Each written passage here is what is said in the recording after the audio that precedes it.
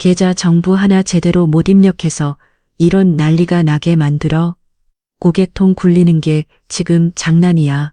지우는 당황하며 고개를 숙였습니다. 죄송합니다. 앞으로 더 주의하겠습니다. 주의하겠다고만 하면 뭐예요? 고객들 앞에서 제대로 된 사과를 해보세요. 무릎 꿇고 말이에요. 강태준의 터무니없는 요구에 은행안이 조용해졌습니다. 지우는 지점장님, 그건 이라고 말했지만 결국 모든 사람들이 보는 앞에서 무릎 꿇고를 수밖에 없었습니다. 눈물을 참으며 사과하는 면을 이를 보던 일은 넘은 한두영 할아버지가 자리에서 벌떡 일어났습니다. 이 사람아, 지금 이 조선시대도 아니고 직원이라고 해서 사람을 이렇게 대해도 된다고 생각해요. 평범한 할아버지의 분노가 은행 전체를 뒤흔들기 시작했습니다. 구독 부탁드리며 지금 이 내용을 어디서 듣고 계신지 댓글로 알려주세요. 따봉 좋아요를 눌러주시면 오늘 하루 큰 행운이 찾아옵니다. 그날도 평소와 다름없는 하루였어. 아침에 일어나 냉장고를 열어봤는데 어김없이 텅 비어 있더라고요. 혼자 먹을 반찬 만들기도 귀찮고 해서 매일 편의점 도시락으로 때우고 있었거든요. 아, 오늘도 또 편의점이고. 하지만 그때 문득 며느리 이지은이가 생각났어요. 우리 아들 민석이는 해외 발령으로 나가 있고 지은이는 독박 육아로 아이까지 키우며 은행에서 일하고 있어요. 얼마나 힘들까 싶어서 가끔 안부 전화를 하고 했는데 최근 들어 목소리가 많이 지쳐 있더라고요. 아버님 괜찮아요. 그냥 일이 좀 많아서 전화 통화할 때마다 힘없는 목소리로 대답하는 지은이를 보면서 뭔가 단순히 업무량이 많은 게 아닌 것 같다는 생각이 들었어요. 하지만 며느리가 먼저 말하지 않는데 제가 해먹기도 그렇고 그저 몸 챙기라는 말밖에 할 수 없었죠. 그날 아침 평소보다 일찍 마트에 갔어요. 지은이가 좋아하는 나물들을 샀죠. 시금치, 콩나물, 도라지 하나하나 정성스럽게 골라서 집으로 돌아왔어요. 부엌에서 반찬을 만들면서 생각해봤어요. 언제부터 인가 지은이와 제대로 된 대화를 나눈 적이 없었던 것 같아요.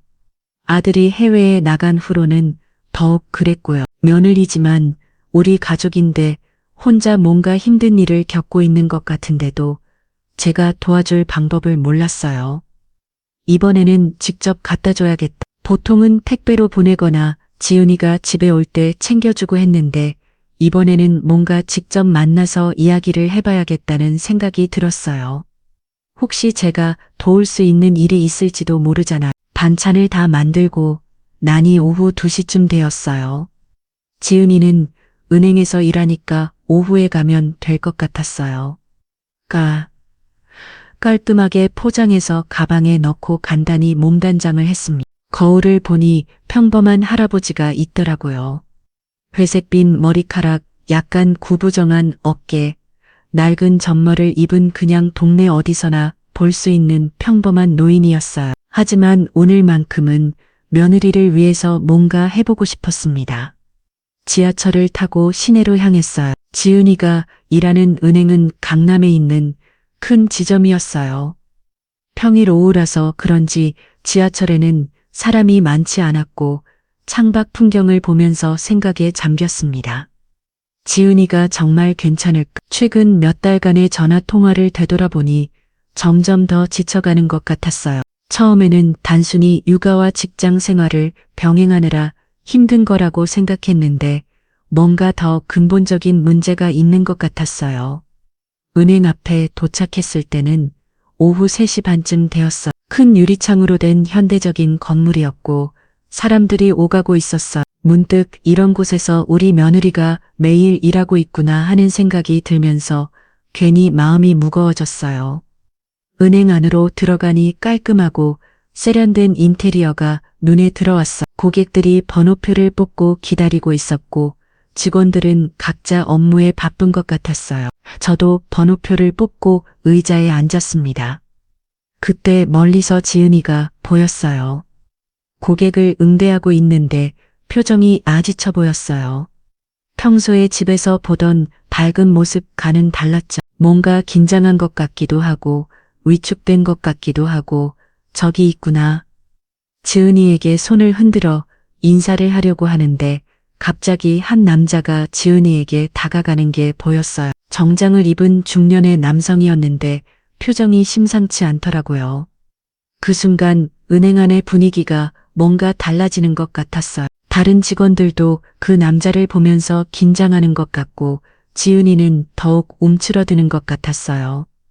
제가 뭔가 잘못된 상황에 온 게 아닌가 하는 불안한 예감이 들기 시작했습니다. 번호표를 들고 앉아서 지은이를 바라보는데 뭔가 상황이 심상치 않다는 걸 직감적으로 느꼈어요. 그 정장 입은 남자가 지은이에게 다가가더니 뭔가를 지적하기 시작했거든요. 저는 그 남자가 누군지 몰랐지만 다른 직원들의 드다능을 보니 상당한 직급의 사람인 것 같았어요. 모든 직원들이 그 남자가 움직일 때마다 시선을 의식하고 있었거든요. 저 사람이 누구지 멀리서 봐도 그 남자의 표정은 좋지 않았어요. 지은이를 향해 뭔가를 엄하게 말하고 있는 것 같았는데 지은이는 고개를 숙이고 있더라고요.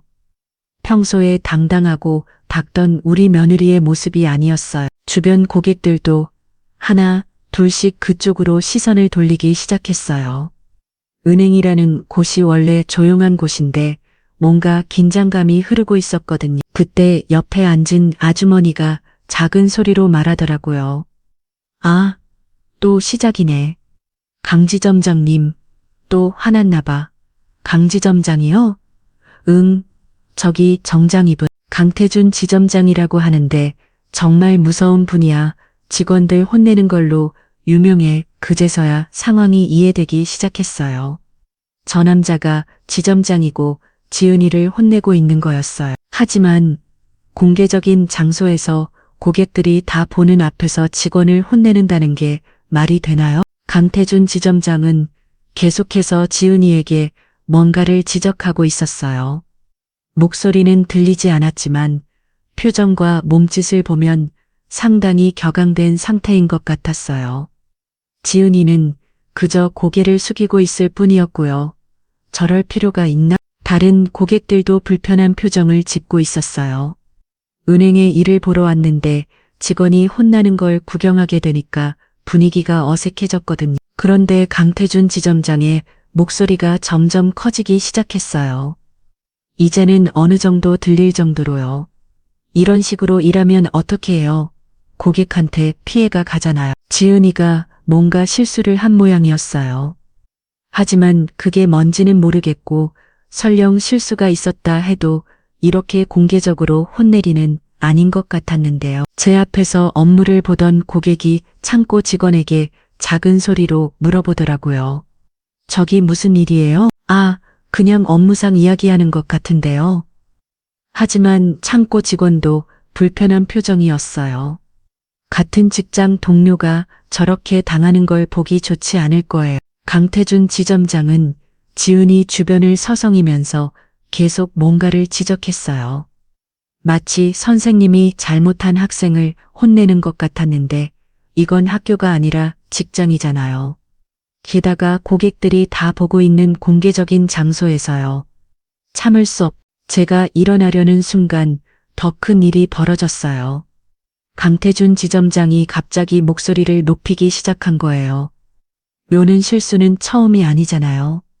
대체 머릿속에 뭐가 들어있는 거야. 이제는 은행 안에 모든 사람들이 그쪽을 바라봤어요. 고객들은 물론이고 다른 창고에서 일하던 직원들까지도요. 분위기가 완전히 얼어붙었어요. 지은이는 얼굴이 새빨갛게 달아올라 있었어요. 부끄러움과 당황스러움이 섞인 표정이었죠. 평소에 자신감 있고 당당하던 며느리의 모습은 온데간데 없었어요. 죄송합니다. 다음부터 더 주의하겠습니다. 지은이가 작은 목소리로 사과했지만 강태준 지점장은 만족하지 않는 것 같았어요. 사과만 하면 뭐해? 이런 식으로 계속 실수하면 고객들이 우리 은행을 어떻게 생각하겠어요?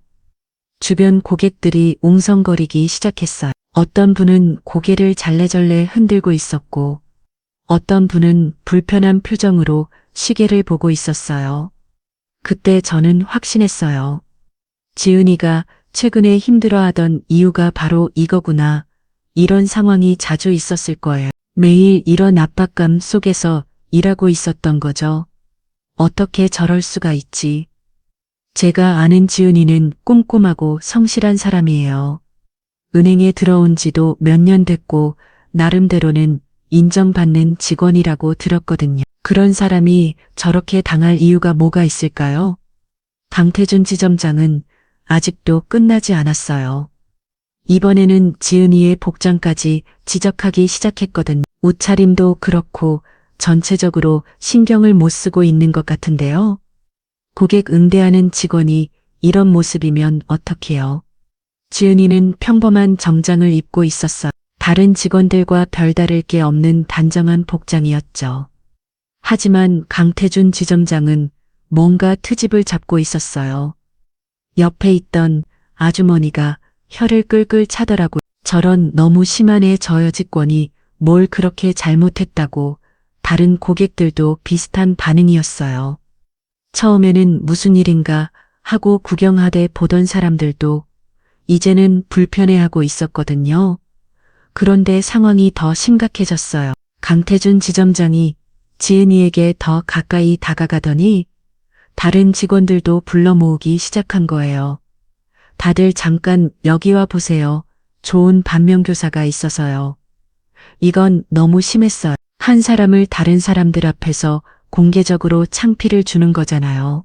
직장에서 이런 일이 있어도 되는 건가요?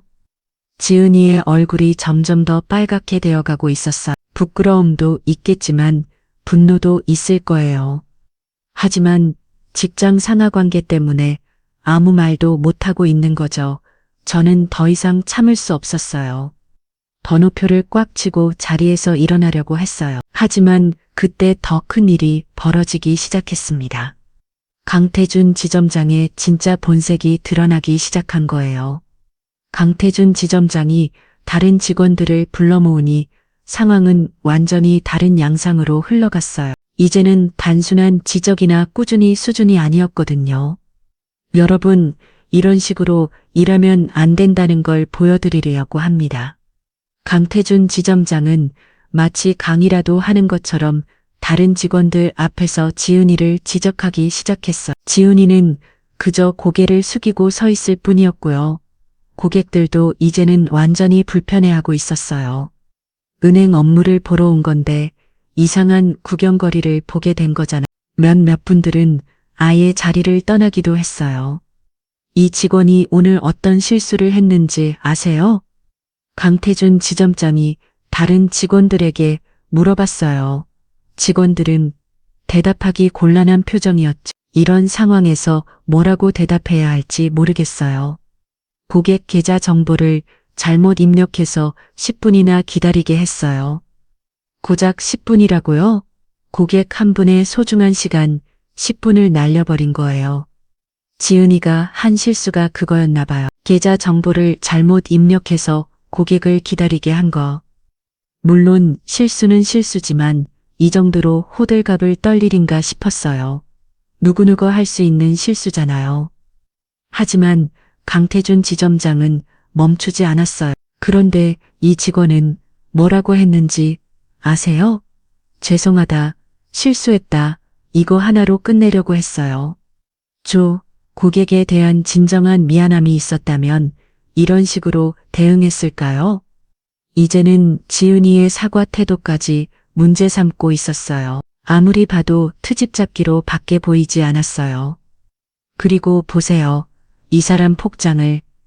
강태준 지점장이 지은이의 옷차림을 가리키며 말했어요. 셔츠도 구겨져 있고 머리카락도 정리가 안 되어 있어요. 이런 모습으로 고객을 응대한다고요? 저는 지은이를 자세히 봤는데 전혀 이상한 점을 찾을 수 없었어요. 다른 직원들과 똑같은 단정한 모습이었거든요. 자금 지쳐 보이기는 했지만 그것도 이해할 만했어요. 혼자 아이 키우면서 직장 생활하는 게 얼마나 힘든데요. 그리고 이런 모습을 보면 집안 형편도 뻔하죠. 순간 은행 안이 조용해졌어요. 강태준 지점장이 한 말이 너무 충격적이었거든요. 직원의 집안 형편을 들먹인다고요? 이건 완전히 선을 넘은 거잖아요. 남편은 해외에 나가 있다면서요? 그러니까 집안에 제대로 된 어른이 없어서 이런 식으로 행동하는 거 아니에요? 지은이의 얼굴이 새하얗게 질렸어요. 이제는 업무상 실수를 지적하는 게 아니라 개인적인 가정사까지 들먹이며 모욕을 주고 있는 거였어요. 다른 직원들도 당황한 표정이었어요.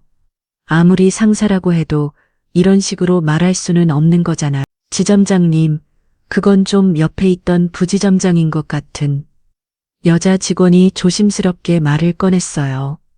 하지만 강태준 지점장은 그녀를 날카로운 눈으로 바라봤어요. 최 부지점장도 이 직원을 감싸려고 하는 건가요? 그럼 당신도 책임져야죠. 최유라 부지점장이라고 하는 그 여자 직원도 할 말을 잃은 것 같았어요. 강태준 지점장의 권위에 눌려서 더 이상 말하지 못하고 있었거든요. 고객들 사이에서 운성거림이 더 커졌어요. 저런 너무 심하네. 직장에서 저럴 수 있나? 저 여직원 정말 불쌍하다. 하지만 강태준 지점장은 아랑곳하지 않았어요. 오히려 더 심하게 몰아붙이기 시작했거든요. 여러분, 이런 직원 때문에 우리 은행 이미지가 나빠지는 거예요. 의 고객들이 뭐라고 생각하겠어요? 은행은 직원 교육도 제대로 안 시키는구나. 이렇게 생각하지 않겠어. 지은이는 이미 눈물이 글썽글썽한 상태였어요. 하지만 참으려고 노력하고 있었죠. 직장에서 오는 모습을 보이면 더 약한 사람으로 보일 수 있으니까요. 그런데 강태준 지점장은 거기서 멈추지 않았어요. 정말 미안하다고 생각한다면 고객들 앞에서 제대로 사과해야 하는 거 아니에요. 죄송합니다. 제가 실수했습니다. 지은이가 다시 한번 사과했지만 강태준 지점장은 만족하지 않는 것 같았어요. 그런 식으로 대충 하지 말고 진심으로 사과하세요. 무릎 꿇고 순간 은행 안에 모든 사람들이 숨을 멈췄어요. 무릎 꿇고 사과하라고요? 이건 정말 말이 안 되는 요구였어요. 지점장님, 그건 너무 최유라 부지점장이 다시 말을 꺼냈지만 강태준 지점장은 단호했어요. 아니에요. 진정한 사과는 이런 거예요. 고객들에게 피해를 끼쳤으면 그의 상은 하는 사과를 해야죠. 지은이는 어떻게 해야 할지 몰라 하고 있었어요. 무릎 꿇는다는 건 너무 굴욕적인 일이잖아요.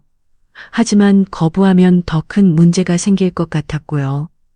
고객들도 이제는 완전히 불편해하고 있었어요. 누군가는 저건 너무 심하다고 중얼거리고 있었고, 누군가는 휴대폰으로 상황을 촬영하고 있기도 했어요.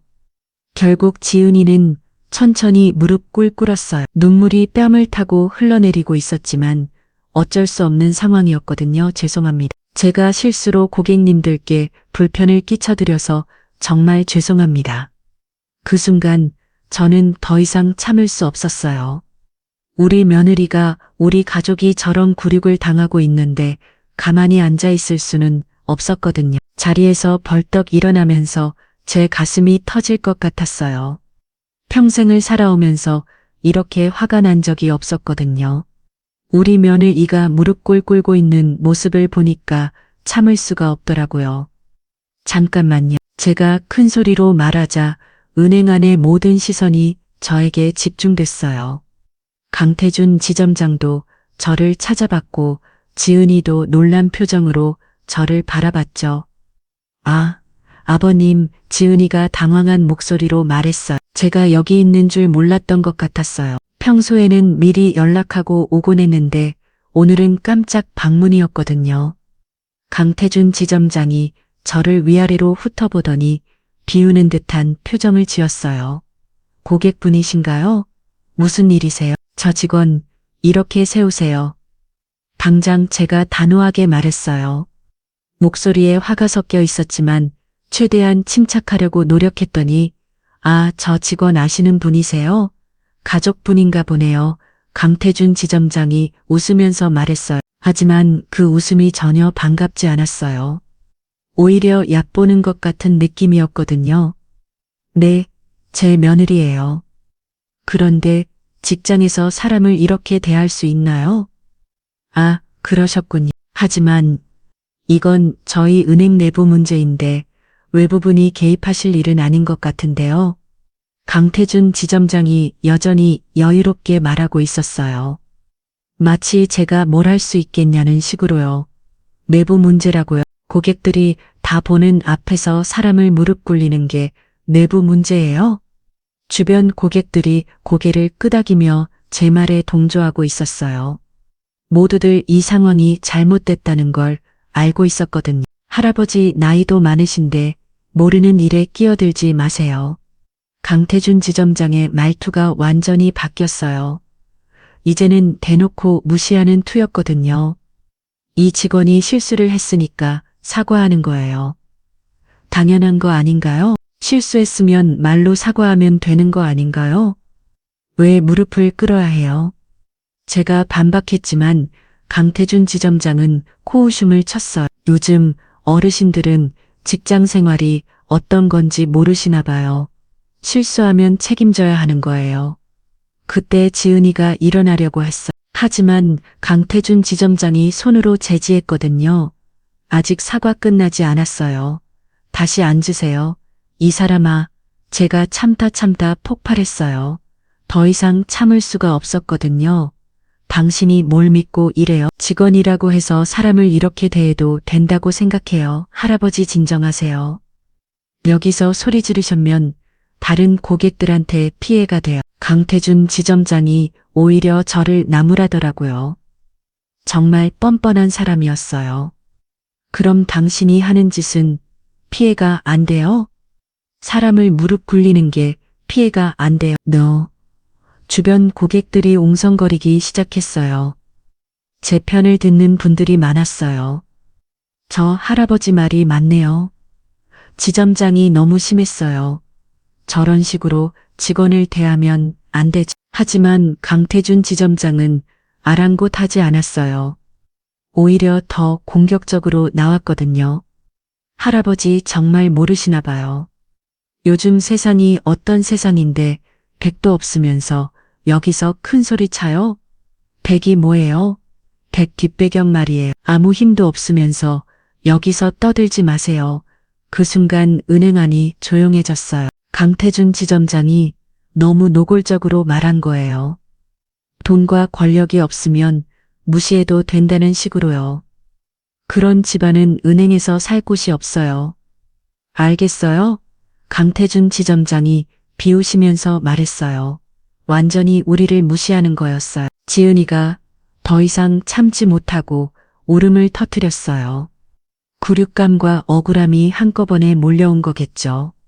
그런데 강태준 지점장은 거기서 끝나지 않았어요. 그리고 이 직원 오늘 부러워요. 뭐라고? 지은이가 깜짝 놀라서 일어났어요.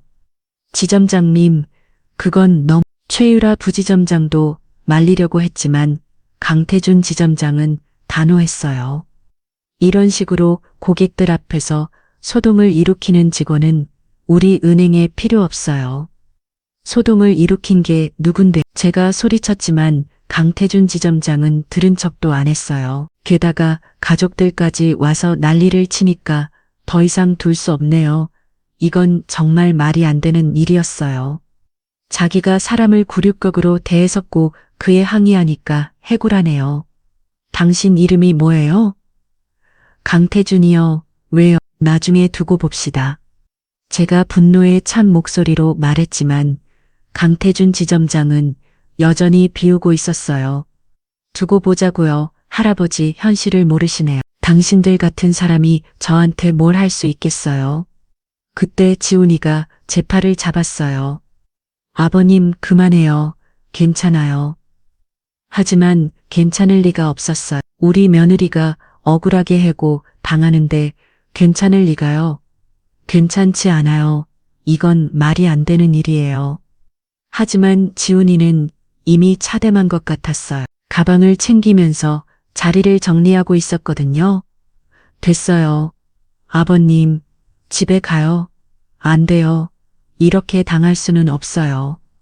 제가 강태준 지점장을 향해 다시 한번 소리쳤어요. 당신 정말 후회할 거예요. 후회요? 제가 뭘 후회해요? 할아버지나 정신 차리세요. 강태준 지점장이 마지막까지 우리를 조롱했어요. 그리고 다른 직원들에게 말했죠. 자, 이제 정리됐으니까 모두 제자리로 돌아가세요. 마치 아무 일도 없었다는 뜻이요.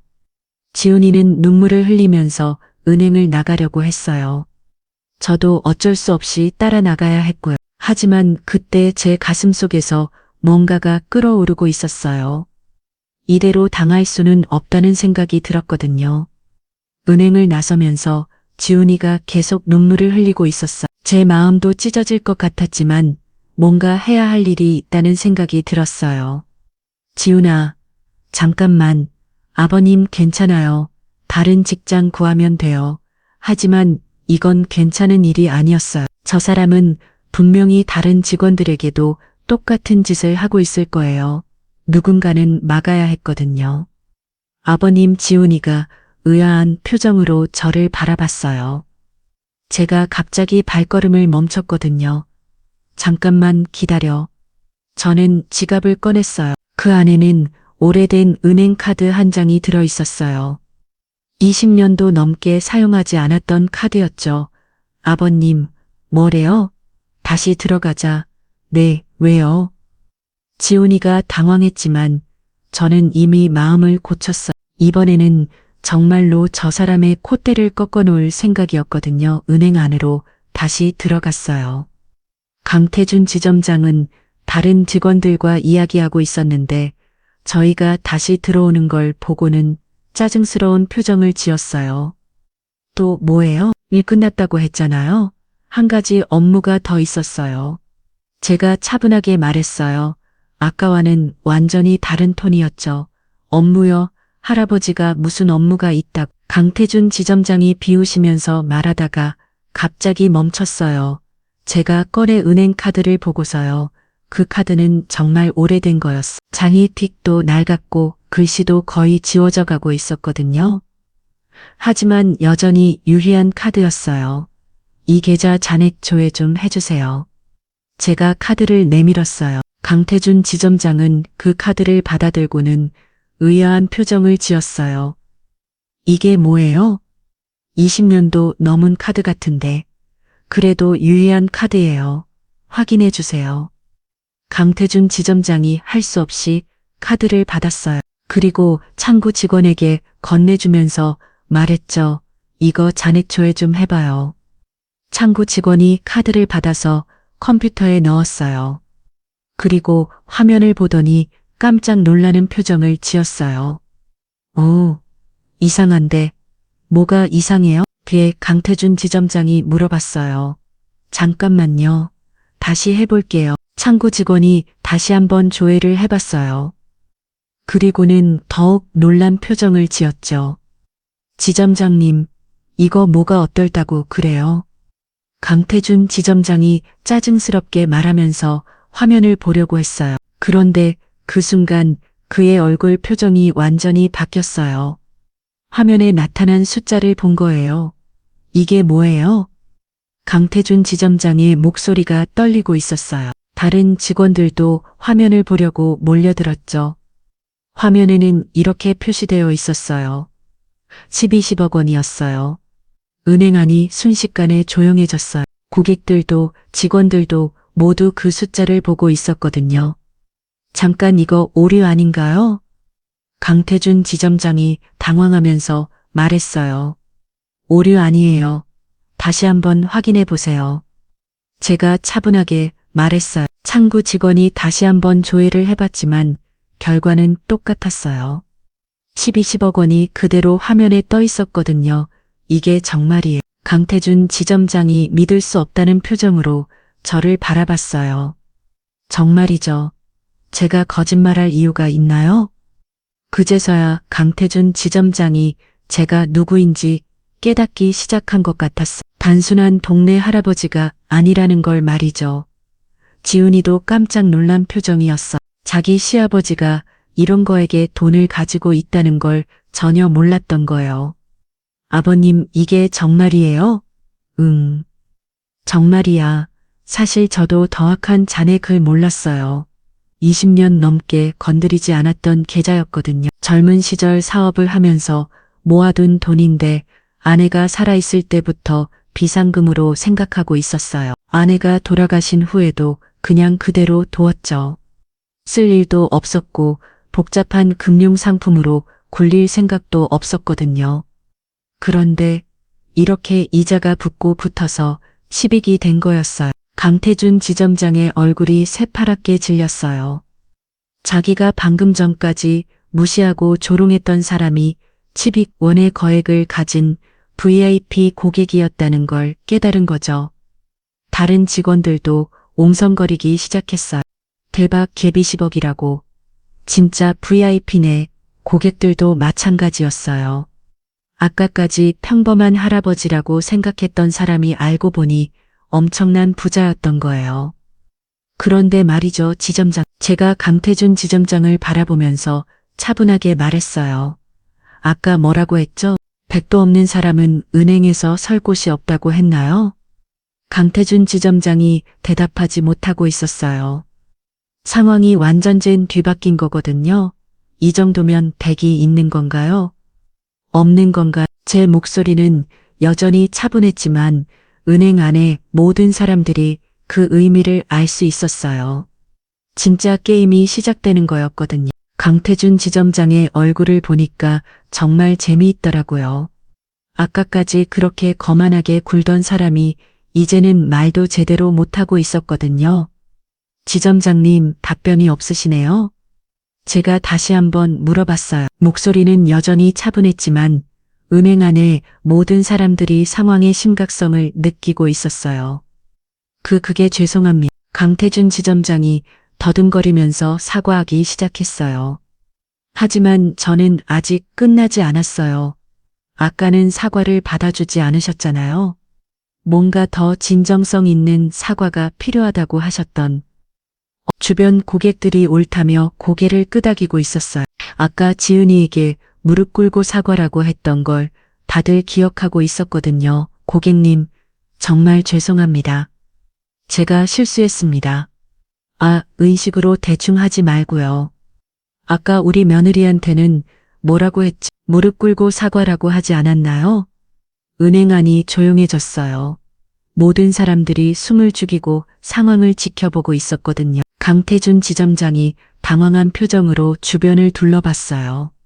하지만 아무도 그를 도와주려 하지 않았어요. 다른 직원들도 그가 평소에 어떻게 행동했는지 알고 있었으니까요. 지점장님, 어떻게 하실 건가요? 아까는 진정한 사과는 그런 거라고 하셨는데 제가 계속 압박하자 강태준 지점장의 이마에 식은땀이 흐르기 시작했어요. 고객님, 그건 혹시 제가 거액 예금자라는 걸 알았으니까 달라지는 건가요? 그럼 돈이 없는 사람은 함부로 대해도 되고 돈이 많은 사람은 특별 대우해야 하는 건가요? 제 질문에 강태준 지점장은 대답하지 못했어요. 뭐라고 답변해도 곤란한 상황이었거든요. 그때 한 고객이 큰 소리로 말했어요. 맞아요. 아까 그 여직원한테 한 집 봤어요. 너무 심했어요. 그러게요. 무릎 꿇고 사과하라니 말이 되나. 다른 고객들도 하나 둘씩 목소리를 높이기 시작했어요. 그동안 불편하게 지켜봤던 상황에 대한 분노가 터져나오는 거였어요. 사과해요. 제대로 무릎 꿇고 사과하세요. 고객들의 목소리가 점점 커졌어요.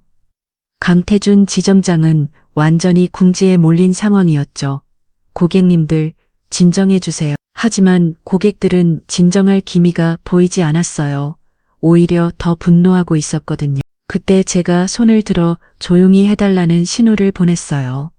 신기하게도 모든 사람들이 저를 주목하며 조용해졌어요. 지점장님, 이제 결정되죠. 제대로 된 사과를 하실 건가요? 아니면 계속 이렇게 버티실 건가요? 강태준 지점장이 잠시 망설이더니 결국 천천히 무릎 꿇고기 시작했어요. 죄송합니다. 하지만 저는 거기서 끝날 생각이 없었어요. 누구한테 사과하는 건가요? 고객님께 죄송합니다. 고객님만요. 다른 돈은 없나요? 강태준 지점장이 지은이를 바라봤어요. 지은이는 아직도 믿을 수 없다는 표정이었지만요. 이 지은 씨에게도 죄송합니다. 뭐가 죄송한 건가요? 구체적으로 말해보세요. 공개적으로 모욕을 준 것과 부당하게 해고 통보를 한 것에 대해 죄송합니다. 고객들 사이에서 박수 소리가 터져나왔어요. 정의가 실현되는 순간이었거든요. 하지만 저는 아직 끝나지 않았어요. 진짜 중요한 건 이제부터였거든요. 지점장님 사과는 잘 들었고요. 그런데 말이죠. 제가 일시 정지를 하듯 말을 멈췄어요. 은행 안의 모든 사람들이 제 다음 말을 기다리고 있었어요. 저는 이 은행과의 모든 거래를 끊을 생각입니다. 순간 은행 안이 다시 조용해졌어요. 12개골의 거액을 다른 은행으로 옮기겠다는 말이었거든요. 강태준 지점장의 얼굴이 더욱 창백해졌어요. 이런 거액의 고객을 잃는다는 것은 그에게는 치명적인 일이었거든요. 고객님, 그건 왜요? 못하나요? 제 돈이 제가 어디에 맡기는 제 자유 아닌가요? 아니에요. 그런 게 아니라 그럼 뭐가 문제예요? 아까는 백 없는 사람은 은행에서 설 곳이 없다고 하셨잖아요. 그럼 백 있는 사람은 자유롭게 선택할 수 있는 거 아닌가요? 강태준 지점장은 더 이상 할 말이 없었어요. 자신이 한 말에 자신이 걸린 셈이었거든요. 그때 최유라 부지점장이 다급하게 나섰어요. 고객님, 저희가 잘못 용서해 주세요. 부지점장님은 별로 잘못한 게 없는 것 같은데요. 아까 말리려고 하시던데. 하지만 제가 더 적극적으로 막지 못했습니다. 그것도 잘못입니다. 최유라 부지점장도 무릎을 꿇었어요. 상황의 심각성을 정확히 파악하고 있었던 거죠. 다른 직원들도 하나 둘씩 고개를 숙이기 시작했어요. 모두들 평소에 강태준 지점장의 권위에 눌려서 아무 말도 하지 못했던 것에 대한 죄책감이 있었을 거예요. 자, 이제 어떻게 할까요? 제가 다시 말했어요. 제가 이 돈을 다른 은행으로 옮기면 이 지점에서는 상당한 손실이 있을 텐데요. 그래도 괜찮나요? 강태준 지점장이 이제는 완전히 잘망적인 표정이었어요. 12억 원의 예금을 잃는다는 것은 그의 경력에 치명적인 타격이 될 테니까요. 고객님, 제발 한 번만 용서해 주세요. 용서요? 아까는 용서 같은 거 없다고 하시지 않았나요? 켰냐? 실수하면 책임져야 한다고요. 고객들이 다시 박수를 쳤어요. 제 말 한마디 한마디가 통쾌했던 모양이에요. 그때 한 고객이 큰 소리로 외쳤어요.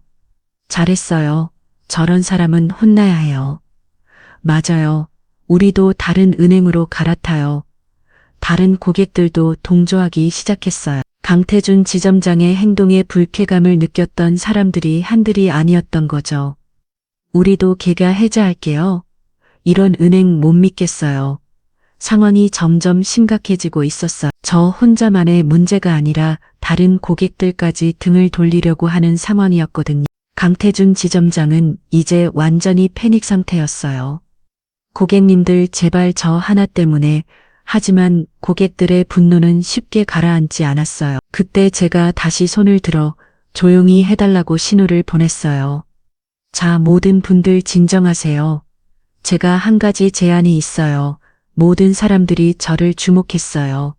지점장님, 우리 면을 이폭직시키세요. 그리고 공개적으로 사과문을 게시하세요. 그럼 생각해 볼게요. 정말이세요? 네, 하지만 조건이 있어요. 무슨 조건이든지 앞으로 직원들을 이런 식으로 대하면 그리고 모든 직원들 앞에서 공개 사과하세요. 강태준 지점장이 고개를 끄덕였어요. 알겠습니다. 그렇게 하겠습니다. 그 순간 은행 안에 박수 소리가 터져 나왔어요. 정의가 승리한 순간이었거든요. 그로부터 사흘 후 은행에서 전화가 왔어요. 본점에서 직접 찾아뵙겠다는 내용이었죠. 아버님 괜찮으실까요? 지은이가 걱정스러운 표정으로 물어봤어요.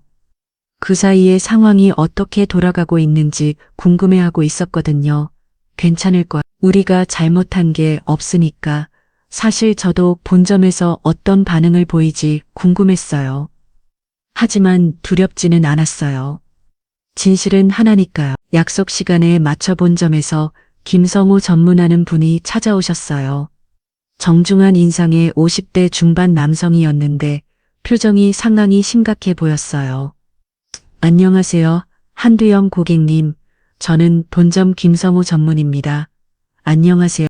먼저 이번 일로 인해 고객님과 고객님 가족분께 큰 불편을 끼쳐드린 점 진심으로 사과드립니다. 김 전무님이 정중하게 인사를 하면서 사과했어요. 강태준 지점장과는 완전히 다른 태도였죠. 이미 해당 지점장과 관련 직원들에 대한 조사를 완료했습니다. 그리고 엄중한 조치를 취했음을 알려드립니다. 어떤 조치를 취하셨나요? 제가 궁금해서 물어봤어요. 강태준 지점장은 즉시 해임 조치했습니다. 그리고 최유라 부지점장은 정직 3개월 처분을 받았습니다. 부지점장님까지 그분은 말리려고 하시던데. 하지만 관리 감독의 책임이 있습니다. 이런 일이 발생하도록 방치한 것에 대한 책임을 져야죠. 김 전무님의 말이 맞았어요. 조직에서는 책임자가 책임을 져야 하는 거니까. 그리고 이지은 고객님께는 정식으로 사과드리고 싶습니다. 김 전무님이 지은이를 향해 깊숙이 인사했어요. 이번 일로 인해 받으신 정신적 피해에 대해 진심으로 사과드립니다. 그리고 몇 가지 제안이 있습니다. 제안이 지은이가 의외라는 표정으로 물어봤어요. 먼저 즉시 복직 처리해드리겠습니다. 그리고 이번 일에 대한 보상 차원에서 특별 승진을 제안드립니다. 특별 승진이 네, 대리에서 과장으로 승진시켜드리겠습니다. 그리고 본점 근무도 가능합니다. 지은이가 깜짝 놀랐어요. 상상도 못했던 제안이었거든요. 하지만 제가 그런 자격이 있을까요? 물론입니다. 고객님의 근무 성적과 평가를 모두 검토해 봤는데 충분히 승진할 자격이 있으십니다. 오히려 그동안 제대로 평가받지 못한 것 같아 안타깝네요. 김 전무님의 말을 들으니 지은이가 그동안 얼마나 억울했을지 짐작이 갔어요. 능력이 있는데도 제대로 인정받지 못했던 거죠. 그리고 한두영 고객님께도 제안이 있습니다. 김 전무님이 저를 향해 말했어요.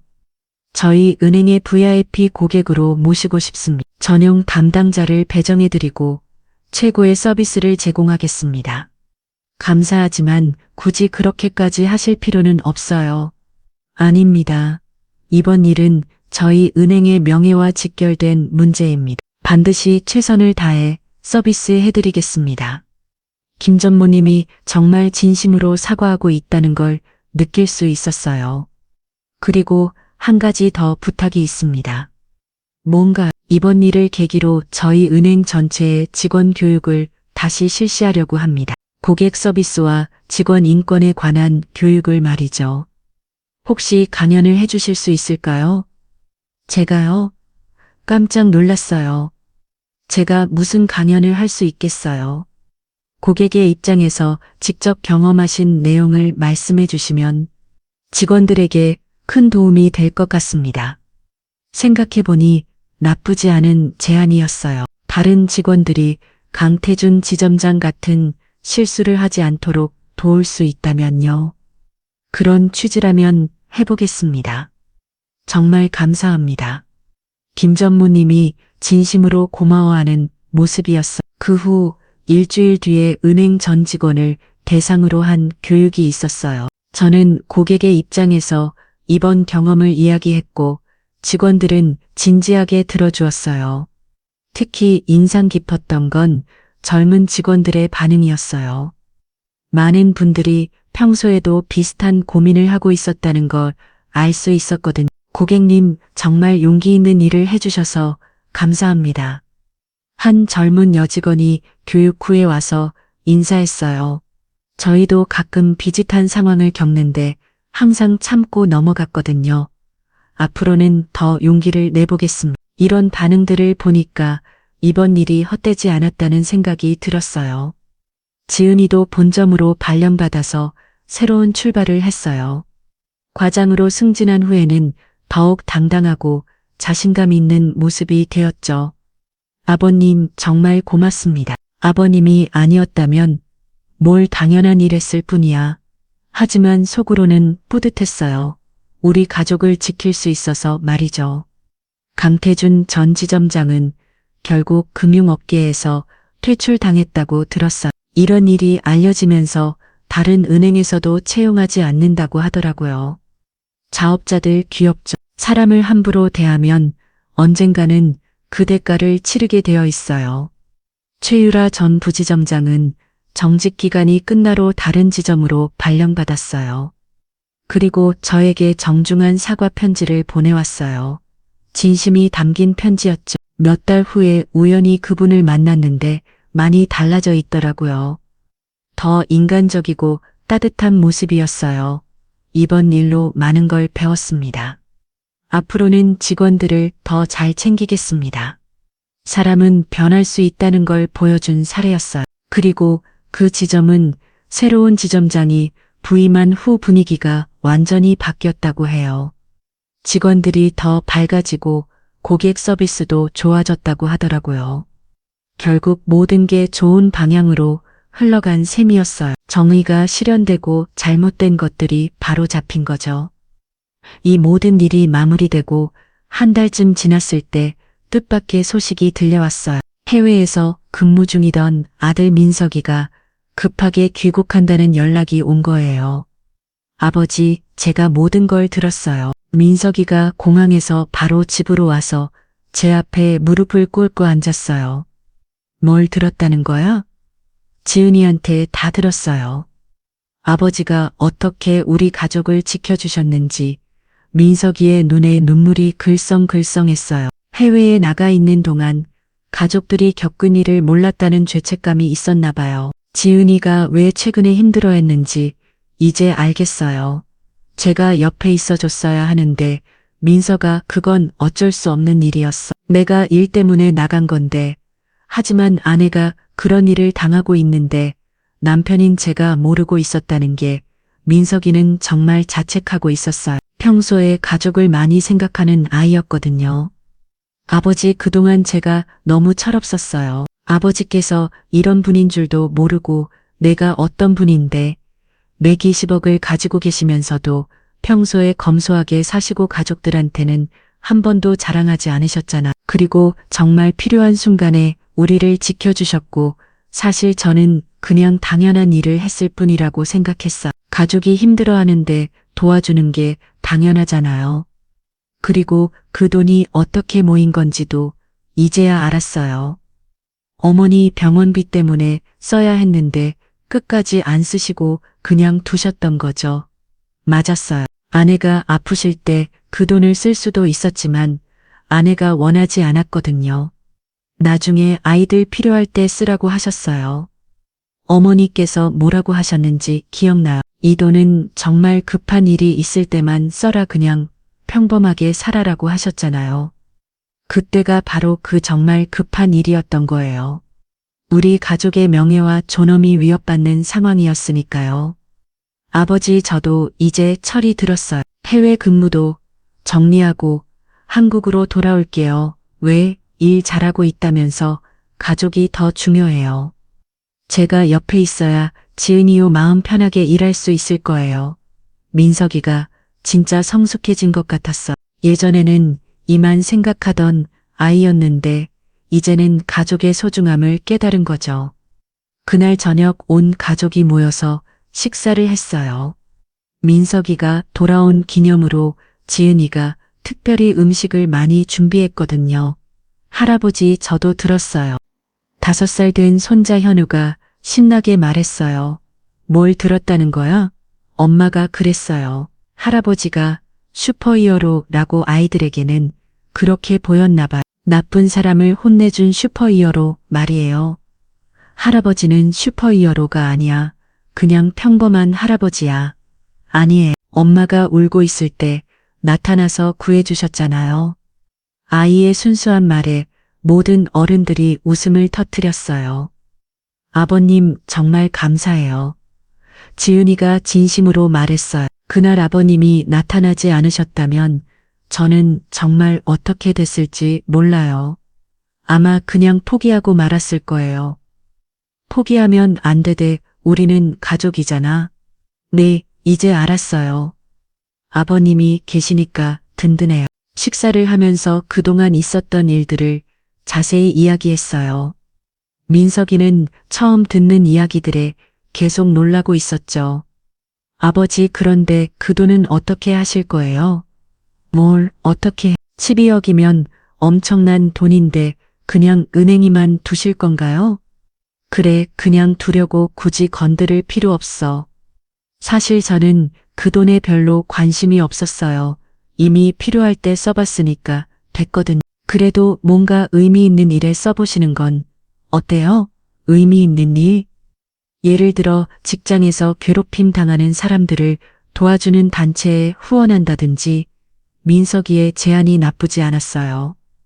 그것도 좋겠네. 생각해 볼게. 그리고 아버님, 지훈이가 조심스럽게 말했어요. 제가 본점에서 일하게 되면서 알게 된 건데 다른 지점에도 비슷한 문제들이 있는 것 같아요. 그래, 네. 몇몇 지점장들이 아직도 예전 방식으로 일하고 있어요. 직원들이 힘들어하는데도 모르는 척하고 그럼 그것부터 바꿔보자 정말이에요? 지훈이가 논란별적으로 물어봤어요. 이미 한 지점을 바꿨는데 다른 곳도 바꿀 수 있지 않을까? 너는 내부 사정을 잘하니까 도움이 될 거야. 좋은 생각이에요. 아버지, 민석이도 동조했어요. 저도 돕겠어요. 회사에서 HDR 업무도 해봤으니까 노하우가 있어. 이렇게 해서 우리 가족은 새로운 프로젝트를 시작하게 되었어요. 직장 내 괴롭힘을 없애고 건전한 직장 문화를 만드는 일이었죠. 몇 달 후 저희는 작은 재단을 설립했어요. 건강한 직장 만들기 재단이라는 이름으로요. 그 취입 20억의 일부를 출연해서 만든 거였어요. 지훈이는 재단에서 상담 업무를 맡았고 민석이는 기업 교육 프로그램을 개발했어요. 저는 명예이사장이라는 이름으로 가끔 강연을 다녔고요. 할아버지 텔레비전에 나왔어요. 어느 날 현우가 신나서 달려와서 말했어요. 저희 재단 활동이 뉴스에 소개된 거였어요. 할아버지가 진짜 유명해졌어요. 하지만 저는 유명해지려고 한 일이 아니었어요. 그냥 필요한 일을 한 것뿐이었거든요. 1년 후 재단을 통해 도움을 받은 사람들이 100명을 넘어섰어요. 직장에서 부당한 대우를 받았던 분들이 용기를 내서 문제를 해결할 수 있도록 도운 거였죠. 아버님 덕분에 정말 많은 분들이 도움을 받고 있어요. 지훈이가 보고서를 보여주며 말했어요. 특히 젊은 직장인들 사이에서 반응이 좋아요. 도영 할아버지 같은 든든한 뒷배가 있어서 용기가 난다고 하시는 분들이 많아요. 도영 할아버지라고 내 인터넷에서 그렇게 부르고 있어요. 평범한 할아버지가 불의에 맞서서 가족과 정의를 지켜낸 이야기가 많은 사람들에게 감동을 주고 있거든요. 사실 저는 여전히 평범한 할아버지라고 생각했어요. 그냥 해야 할 일을 했을 뿐이었거든요. 그런데 어느 날 정말 뜻밖의 소식을 들었어요. 강태준 전 지점장이 저를 찾아왔다는 연락이었어요. 정말 만나시겠어요? 지훈이가 걱정스럽게 물어봤어요. 만나보자. 뭐 할 말이 있나 보지. 네. 약속 장소에서 만난 강태준은 많이 달라져 있었어요. 예전의 거만한 모습은 온데간데 없고 많이 초라해 보였어요. 고객님, 아니 한 어르신 강태준이 깍듯하게 인사했어요. 저 이렇게 찾아온 이유는 사과드리려고요. 이미 그때 사과받았는데 아니에요. 그때는 진심이 아니었어요. 그냥 상황이 급해서 어쩔 수 없이 한 사과였어요. 적어도 솔직하게 말하고 있었어요. 지금은 정말로 잘못했다는 걸 깨달았어요. 그동안 얼마나 많은 사람들을 상처 주고 살았는지, 그래서 용서해 달라는 말씀을 드리려는 건 아니에요. 제가 한 일은 용서받을 수 없는 일이니까요. 그럼 뭘 원하는 거야? 기회를 달라는 말씀을 드리고 싶어요. 다시 시작할 기회를 강태준이 진심으로 반성하고 있다는 걸 느낄 수 있었어요. 어르신께서 하시는 재단 일에 도움이 되고 싶어요. 봉사라도 하면서 제가 저질렀던 잘못을 조금이라도 갚고 싶어요. 정말이야? 네, 정말입니다. 저 같은 사람이 다시는 생기지 않도록 제 경험을 나누고 싶어요. 생각해보니 나쁘지 않은 제안이었어요. 가해자가 직접 나서서 경험을 들려준다면 더 큰 효과가 있을 수도 있겠죠. 그럼 한번 해보자. 정말이세요? 던 조건이 있어. 진짜 진심으로 해야 해. 쉬워하려는 마음이면 안 돼. 네, 알겠습니다. 그렇게 강태준도 재단 활동에 참여하게 되었어요. 처음에는 사람들이 의심의 눈초리로 봤지만 시간이 지나면서 진심이라는 걸 인정받았어요. 정말 신기한 일이에요.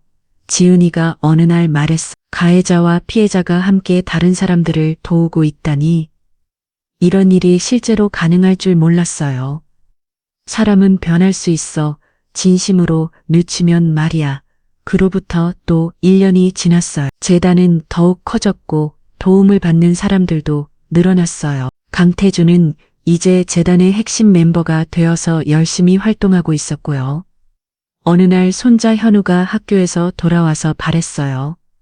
할아버지, 오늘 선생님이 그러셨어요. 우리 할아버지가 정말 멋있다고. 선생님이 왜 그러셨을까? 할아버지가 나쁜 사람들을 착한 사람으로 바꾸는 마법을 쓴다고 하셨어요. 아이의 말에 웃음이 나왔어요. 마법이라 그런 게 있다면 좋겠지만 실제로는 그냥 사람을 믿어주는 일이었어요. 그날 저녁 온 가족이 모여 앉아서 그동안의 일들을 되돌아봤어요. 정말 많은 일이 있었네요. 민석이가 감에 젖어서 말했어요. 처음에는 그냥 화나는 일이었는데 이렇게 좋은 일로 발전할 줄 몰랐어요. 모든 일에는 의미가 있는 법이야. 제가 말했어요. 그때 그 일이 없었다면 지금 우리가 하고 있는 일도 없었을 거야. 맞아요. 결과적으로는 정말 감사한 일이에요. 지훈이도 동의했어. 그 일로 인해 더 강해졌고 더 많은 사람들을 도울 수 있게 됐잖아요. 이제 저는 진짜로 행복했어요. 가족들이 모두 건강하고 의미 있는 일을 하고 있고 많은 사람들에게 도움을 주고 있으니까요. 가끔 사람들이 물어봐요. 어떻게 그런 용기를 낼 수 있었냐고. 하지만 저는 특별한 용기를 낸 게 아니에요. 그냥 가족을 지키고 싶었을 뿐이에요. 평범한 노인이라도 진심으로 사랑하는 가족이 있다면 세상을 뒤집을 수 있어요. 그게 바로 가족의 힘이고 사랑의 힘이에요. 그리고 때로는 정의를 실현하기 위해서 조금의 용기가 필요할 뿐이에요.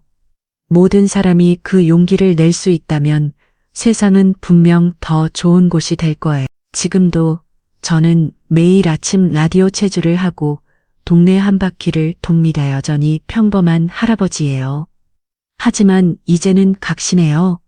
평범한 사람이라도 옳을 일을 할 때는 누구보다 강할 수 있다는 것. 그리고 진정한 힘은 돈이나 권력에서 나오는 게 아니라 사랑하는 사람을 지키려는 마음에서 나온다는 것. 이게 제가 여러분께 들려드리고 싶었던 이야기입니다. 여러분, 오늘 이야기는 어떠셨나요? 평범한 할아버지의 통쾌한 한방 정말 속 시원하지 않으셨나요? 만약 오늘 이야기가 마음에 드셨다면 구독 버튼을 꼭 눌러주시고 좋아요도 부탁드려요. 그리고 댓글로 여러분의 생각도 들려주세요. 여러분도 비슷한 경험이 있으시거나 응원의 메시지가 있으시다면 언제든 남겨주세요. 또 이 영상을 어디에서 듣고 계신지도 궁금해요. 다음에도 더욱 흥미진진하고 감동적인 이야기로 찾아뵙겠습니다. 오늘도 들어주셔서 감사합니다.